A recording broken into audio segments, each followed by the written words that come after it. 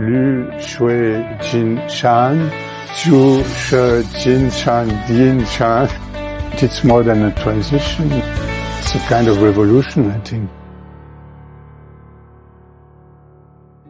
So my name is Patrick Neis. I'm a retired diplomat.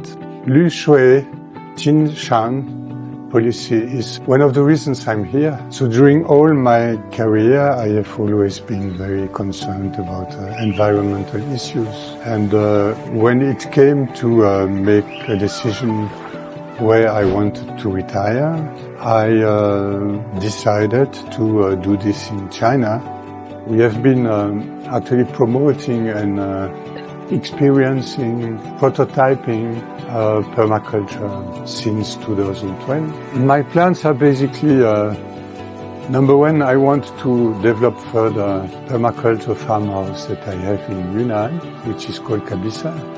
And then we are also taking over the village next to Kabisa in order to do a bit like what we see here. When it comes to ecology, I think that Europe and China has a very special call and must play a very special role in leading the world. I think most people in Europe, they don't know that. China is doing so much, so there is a lot to do to bring this message to Europe.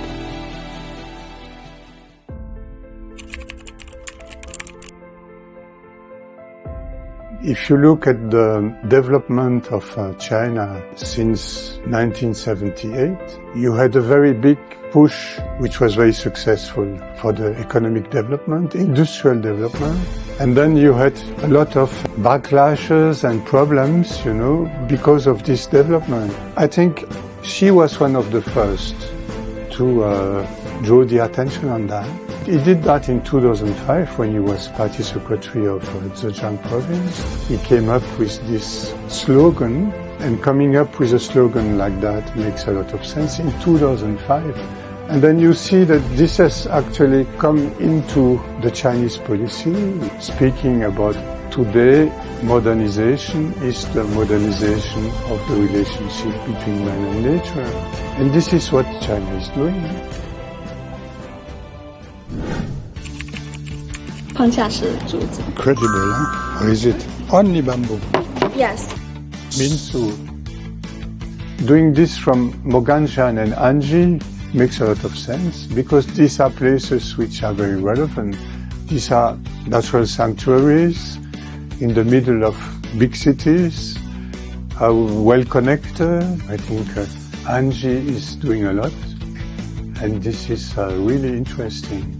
No, I think I would suggest to go deeper into the understanding of ecology. I think we have a lot of potential here, but we have to bring more ecological thinking, ecological awareness, in order to go much deeper into the issue of ecology.